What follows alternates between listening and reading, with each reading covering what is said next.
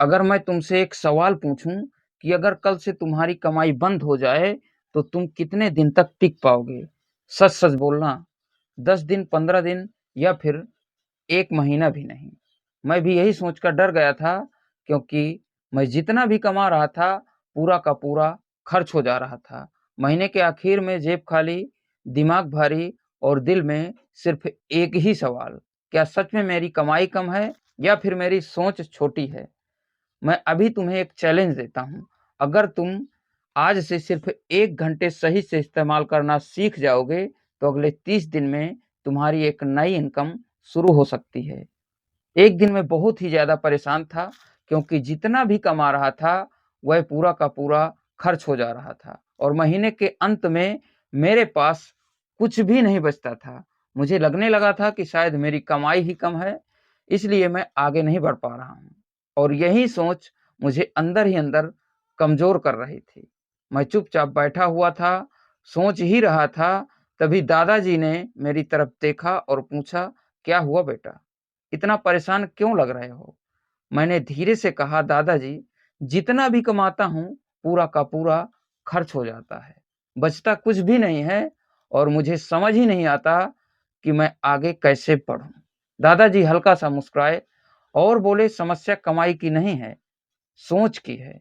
उन्होंने कहा, "ज़्यादातर लोग यही गलती करते हैं कि वह अपनी पूरी ज़िंदगी सिर्फ़ एक ही इनकम सोर्स पर निर्भर करते हैं और फिर शिकायत करते हैं कि पैसा नहीं बचता।" फिर उन्होंने मुझसे एक सवाल पूछा, "अगर कल तुम्हारी जॉब चली जाए या जो तुम काम करते हो वो बंद हो जाए या आपकी कमाई का कोई भी साधन बंद हो जाए तो क्या होगा?"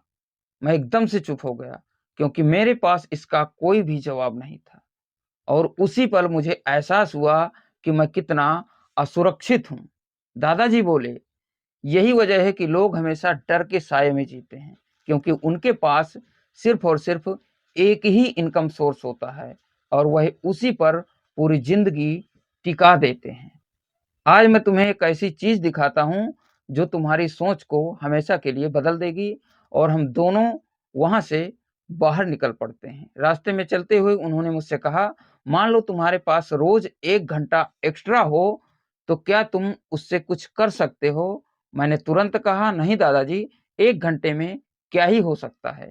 दादाजी हँस पड़े और बोले, "यही सबसे बड़ी गलती है जो लोग करते हैं। वो छोटे समय को बेकार समझते हैं, लेकिन वही छोटा समय आगे चल करके बड़ा फ़र्क बनता है।" फिर हम एक आदमी के पास गए जो पूरे दिन मज़दूरी का काम करता था, लेकिन शाम को अपने घर के बाहर चाय बेचता था, और धीरे-धीरे उसने अपने दूसरी कमाई का सोर्स बना लिया था। दादाजी बोले, "देखो, यह इंसान अमीर नहीं है, लेकिन इसने एक चीज़ सही की है, इसने एक कमाई पर भरोसा नहीं किया है।" फिर उन्होंने मुझे समझाया कि साइड इनकम शुरू करने के लिए तुम्हें 3 चीज़ों की ज़रूरत पड़ेगी। कितनी? तो 3 चीज़ों की ज़रूरत पड़ेगी। पहला समय, दूसरा स्किल और तीसरा धैर्य।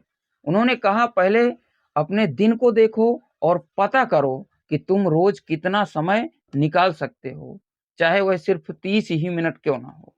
फिर उस समय में एक छोटी-सी स्किल सीखो, जैसे कुछ बेचना, कुछ बनाना या कोई काम करना, जो धीरे-धीरे इनकम में बदल सके।"